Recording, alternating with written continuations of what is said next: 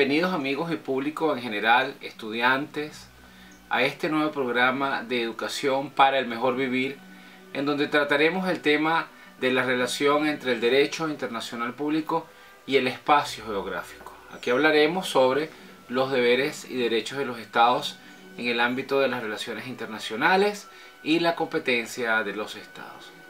Según la doctrina jurídico-política internacional, los estados se deben a dos categorías de deberes. Primero, los deberes jurídicos y segundo, los deberes morales.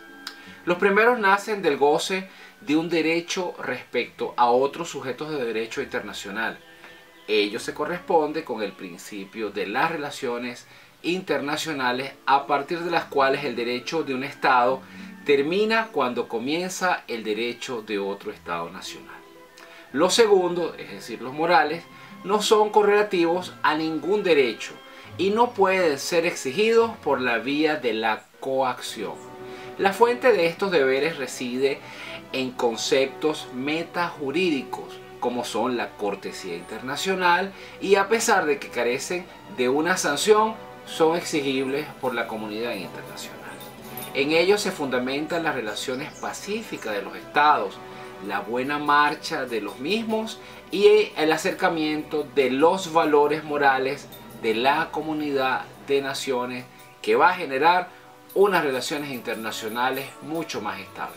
La evolución de la comunidad internacional, especialmente a partir de los acontecimientos del 11 de septiembre del 2001, que hemos hablado en estos programas de manera exhaustiva, cuando suceden los ataques contra el Centro Mundial de Comercio en Nueva York, nos hace reinterpretar no solo el carácter formal de los deberes, sino el peso de los llamados deberes morales de los estados. Con respecto a esto, vamos a hablar un poco de cuál es la competencia de los estados desde el punto de vista geográfico, que es el tema principal que nos reúne en este programa de hoy. Con respecto al dominio fluvial y aéreo, el ejercicio de un poder soberano, como establece la doctrina, sobre el espacio aéreo y sobre las aguas continentales y oceánicas, es otra de las características de la competencia de los estados nacionales en lo que respecta a su territorio. Es decir, el dominio fluvial y aéreo reproduce el poder que posee el Estado sobre los ríos, su aspecto económico, estratégico e inclusive social determinado por el amplio interés nacional, y sobre el espacio aéreo en cuanto a las delimitaciones recogidas en la Convención de Chicago. Con respecto a esta competencia fluvial, vamos a hablar un poco con respecto a los que son los ríos internacionales. Estos están constituidos por ríos que atraviesan la frontera de dos estados nacionales y que podrían interconectar a un continente. Cuando los ríos sirven de fronteras o discurren por más de dos estados, son denominados internacionales y su régimen legal corresponde naturalmente al derecho internacional público. Venezuela, por su parte, posee tres grandes vertientes en su litoral. Una de las que se extienden desde el Golfo de Venezuela, pasa por el lago de Maracaibo y penetra hasta las estribaciones andinas. La otra se extiende desde Trinidad a la tierra de Paria y sube por el Orinoco para llegar a las estribaciones andinas mediante el encuentro con los ríos llaneros que nacen en Colombia. Y la última es la depresión de Uñare, cuyo sistema fluvial penetra hasta los llanos. Vamos a hablar entonces de la clasificación de los ríos internacionales. Según la doctrina aceptada y sana doctrina internacional, los ríos internacionales se clasifican en, primero, ríos internacionales propiamente tales; segundo, ríos internacionalizados; y tercero, vías de interés internacional. Los primeros son aquellos que atraviesan las fronteras de dos estados nacionales y que podrían interconectar a un continente. Los segundos son aquellos sometidos a un régimen de administración y control. Y los terceros son aquellos que, además de abarcar a los ríos internacionales propiamente tales, también comprenden las lagunas, los canales y los lagos. Con respecto a los ríos internacionales de Venezuela, nosotros tenemos al río Catatumbo, al río Arauca, al río Meta, al río Orinoco, al río Negro y al río Cuyuní. que recomendamos a los profesores y a los estudiantes revisar de manera concienzuda, tomando en consideración la interdependencia que existe entre el estudio del derecho internacional público y los mapas y el espacio geográfico. Estas clases tienen que darse entonces viendo realmente dónde están ubicados estos ríos. Con respecto al dominio aéreo, el dominio aéreo es el producto del ejercicio del poder de un Estado sobre su soberanía en el espacio aéreo, es decir, el espacio que se extiende sobre su territorio. Esto implica el desarrollo del derecho de propiedad que tiene un Estado sobre todo el espacio aéreo. Esto es la potestad absoluta de limitar el uso del espacio aéreo por parte de los Estados a otros actores. El derecho aéreo internacional es una rama entonces del derecho internacional público que, en virtud de los convenios internacionales y la costumbre aceptada por cada Estado nacional, vincula a los Estados, actores u otros sujetos de derecho internacional con el espacio aéreo en función con sus principios privativos del ejercicio de la soberanía sobre este espacio y el ejercicio de los derechos subjetivos de uso, disfrute y delimitación.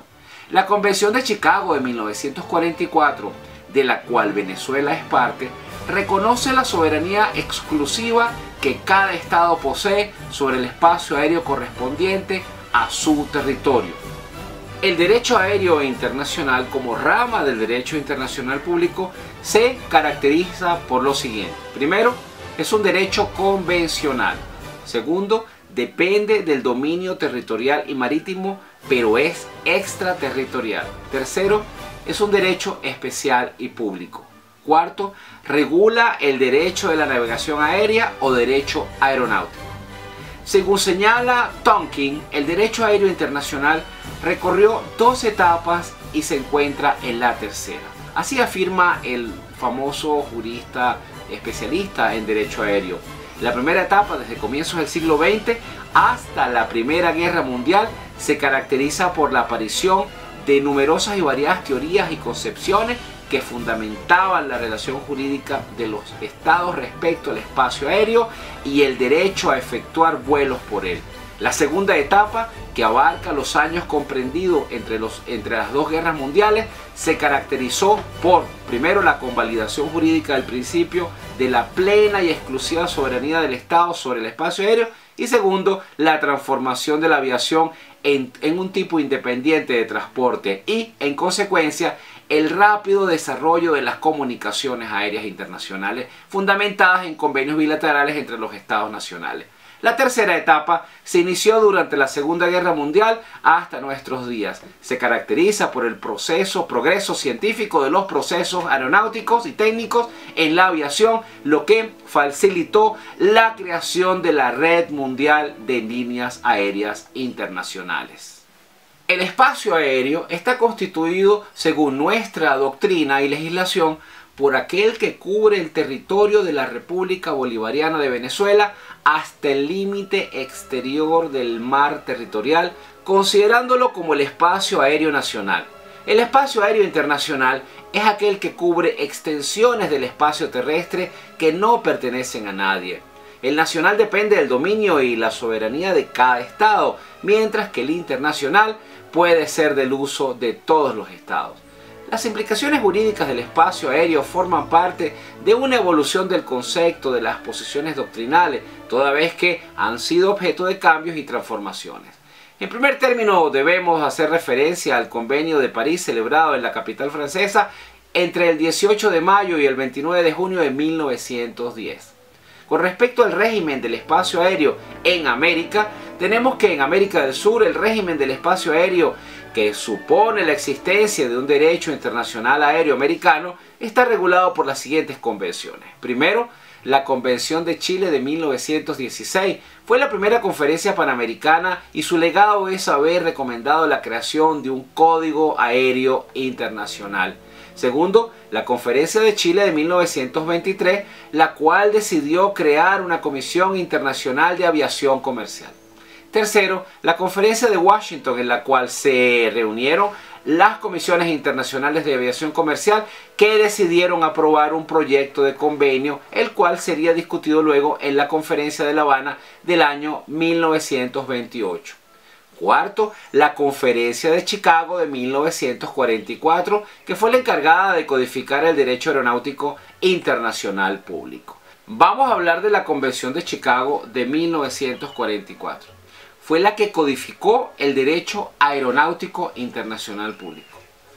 Las naciones participantes en la misma adoptaron una regulación internacional de estándares y procedimientos para el uso de sistemas de comunicaciones y de ayudas en la navegación aérea, características de los aeropuertos, reglas del control del tráfico aéreo, condiciones de vuelo de los aviones, autorizaciones del personal mecánico y operativo, mapas y cartas aeronáuticas, diarios de vuelo y medidas diversas para facilitar la navegación aérea. En esta convención se ratificó el principio de que cada nación posee soberanía absoluta y exclusiva sobre el espacio que se encuentra sobre su territorio. Toda nave civil, cuando realiza vuelos internacionales, debe estar registrada y tener la nacionalidad del país en el que se encuentra inscrita y llevar las señales que la identifican. Las características más importantes de la convención son las siguientes. Primero, garantiza los derechos de tránsito, es decir, el derecho de sobrevolar el territorio de una nación y de aterrizar para fines que no sean los del tráfico, como por ejemplo recargar combustible. Segundo, permite los viajes fuera de ruta fija, como los vuelos charter y los privados. Tercero, en lo relativo a los derechos del tráfico de embarque y desembarque de pasajeros y carga, no se alcanzó un acuerdo similar, por lo que no se han realizado muchas negociaciones bilaterales para concluir convenios semejantes. Quinto, el principio estadounidense de libertad del aire y el británico de orden en el aire fueron compaginados en 1946 en la isla de Bermuda en un encuentro entre Gran Bretaña y los Estados Unidos, de tal forma que los acuerdos bilaterales posteriores se basan en los llamados principios de Bermuda y cubren la regulación de ruta, capacidad y tarifas. Sexto, se crea la Organización de la Aviación Civil Internacional, que fue establecida formalmente en 1947 como una agencia de las Naciones Unidas para contribuir al desarrollo y promover la cooperación internacional en el campo de la aviación civil. La organización cuenta con un comité legal responsable de preparar los tratados, convenios y protocolos en aquellas áreas de la aviación que necesitan de cierta homogeneidad. Séptimo, en 1963, el Comité Legal de la Organización Internacional de Tráfico realizó la Convención de Tokio, que se refiere a los delitos cometidos a bordo de un avión. El gran número de secuestros aéreos que se produjeron desde 1968 sirvieron como un modo indirecto o como un factor de presión para que muchos estados ratificaran este acuerdo. Con posterioridad, en 1985, se adoptaron nuevas enmiendas a la Convención de Chicago para introducir medidas de seguridad más severas y eficaces en el tráfico aéreo. Cabe destacar que después del año 2001, cuando acontecieron los ataques del 11 de septiembre, las modificaciones han sido mucho más severas desde el punto de vista procedimental. Hablemos un poco sobre el derecho aeronáutico. El derecho aeronáutico es una rama del derecho internacional y de los derechos nacionales que regula diversos aspectos de la aviación civil, en la que también han establecido diversos acuerdos internacionales que afectan al espacio. Está regulado por el derecho aéreo. Con respecto al derecho cósmico y el espacio ultraterrestre, el derecho cósmico es una rama del derecho internacional público que se encarga de regular los tratados y acuerdos entre los estados y sujetos de derecho internacional en relación con el uso del espacio aéreo. A tal efecto, las Naciones Unidas nombran en 1959 un Comité para el Uso Pacífico del Espacio Exterior. En 1967, el Tratado para el Espacio Exterior codificó principios aceptados por el derecho internacional relativos al cosmos y estableció la propuesta según la cual el espacio exterior no puede ser objeto de apropiación nacional y solo puede ser destinado a fines pacíficos. Esta proposición fue cuestionada a principios de la década de 1980 por el presidente de los Estados Unidos, Ronald Reagan, y su iniciativa de defensa estratégica basada en el espacio.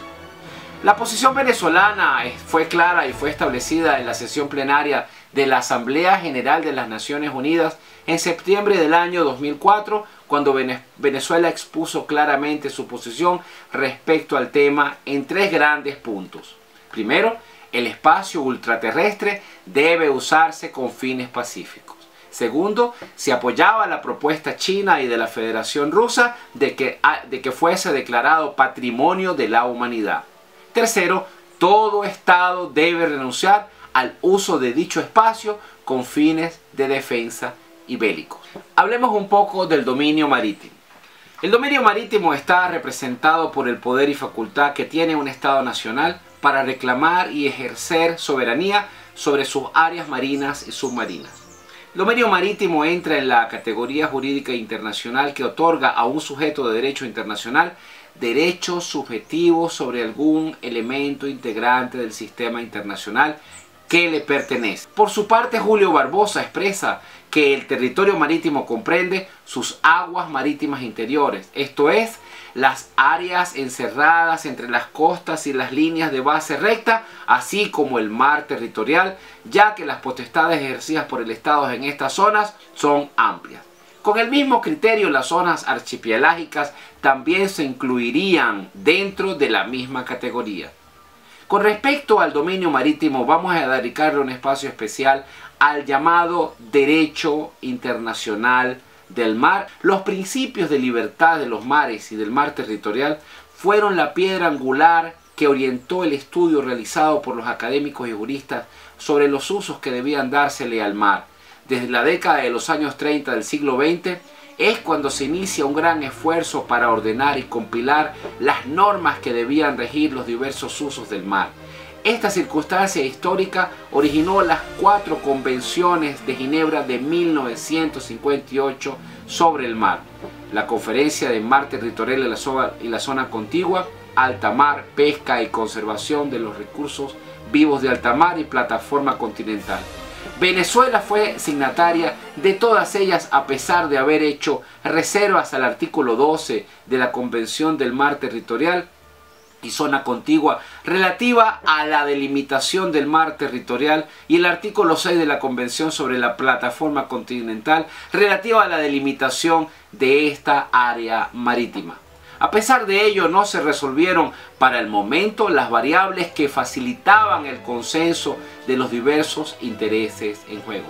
En 1973, durante la tercera conferencia de las Naciones Unidas sobre el Derecho del Mar, se inicia un proceso de debates que culminarían en 1982 con la firma de la Convención de Naciones Unidas sobre el Derecho del Mar en la bahía de Montego Bay en Jamaica, lo cual constituye el máximo esfuerzo codificador e innovador en lo que se refiere a esta disciplina del derecho internacional público que es el derecho del mar.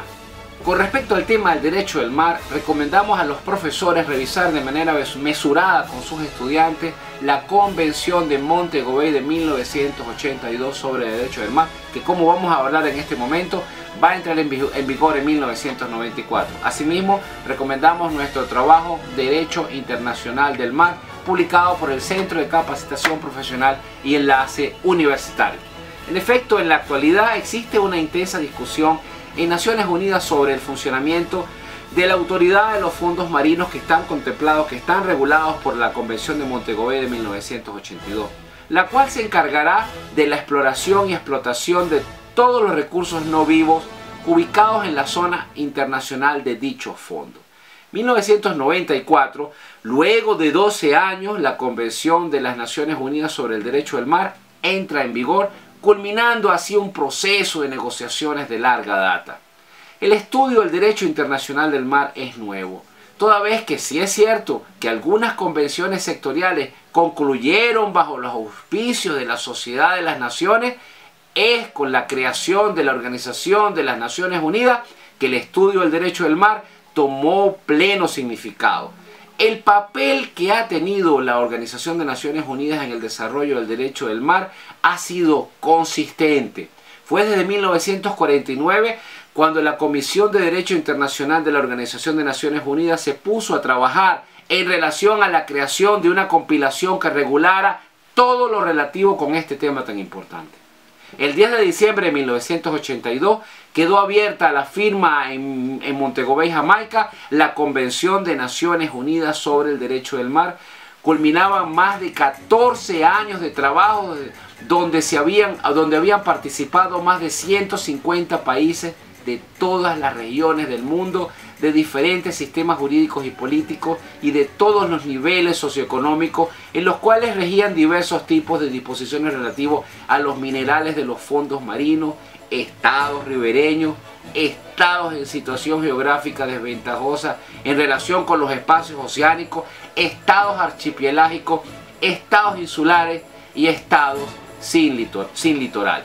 En efecto, el Tratado sobre Derecho del Mar de 1982 consagra las normas que regularán la relación entre los estados con mar relativa al uso de espacios oceánicos.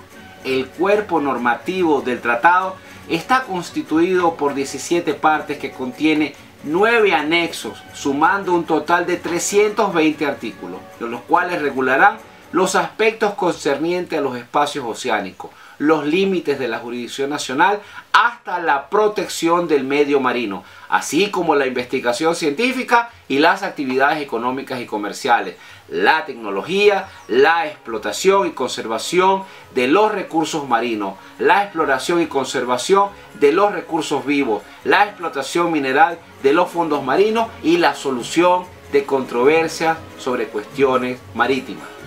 El tratado consagra la regulación de un mar territorial cuya anchura no exceda de 12 millas marinas y describe diversos métodos para trazar las líneas de base y los límites entre el mar territorial y las aguas interiores. Asimismo, reconoce el derecho de paso inocente por el mar territorial y se indican casos concretos en el que el paso no sea inocente. Se incorpora también el concepto de paso de tránsito a través de los estrechos internacionales que se encuentran bajo la soberanía de otro estado ribereño.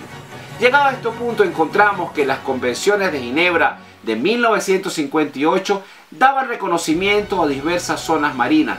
Estas son las aguas interiores, el mar territorial, la zona contigua, el alta mar, la plataforma continental. Luego, en la Convención de 1982 se van a agregar la zona económica exclusiva, la zona internacional de los fondos marinos y la zona que cubre las aguas archipelágicas. Todas las áreas bajo la jurisdicción nacional son determinadas desde la línea de base, que puede ser de dos maneras, normales y rectas. Estas líneas constituyen el punto de partida para delimitar las áreas bajo la denominación de mar territorial, zona contigua, zona económica exclusiva, plataforma continental y aguas archipelágicas. Agradecemos, estimados estudiantes y público en general, la atención que han prestado a esta nueva clase sobre el derecho internacional público y el espacio geográfico. Muchísimas gracias por su atención y los invitamos para nuevos encuentros académicos con el derecho internacional público. Muchas gracias. Si este video ha sido de su utilidad profesional y de enriquecimiento intelectual para su carrera de abogado o de estudios internacionales o de historia, por favor suscríbase a nuestro canal de YouTube de educación para el mejor vivir. Muchas gracias.